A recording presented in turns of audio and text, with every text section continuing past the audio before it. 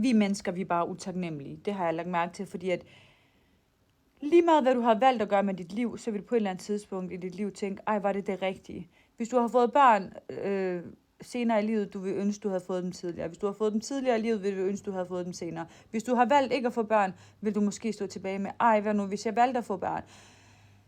Hvis du valgte ikke at blive gift, så vil du altid tænke, ej, hvad nu hvis jeg havde en partner? Hvad nu hvis jeg havde det der ægteskab, som nogen har? Og dem, der er i et ægteskab, et langt ægteskab, de vil måske ønske, at de var single, og de kunne prøve det der single-liv.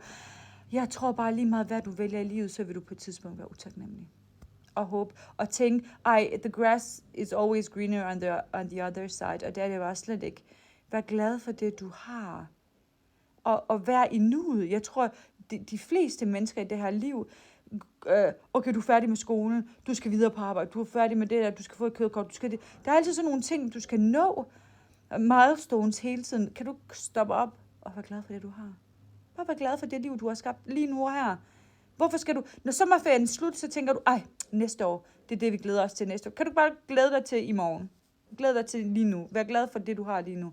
Og vi er bare alt for utaknemmelige. Ej, hvad nu hvis jeg valgte det her? Ej, hvad nu hvis... Shut up.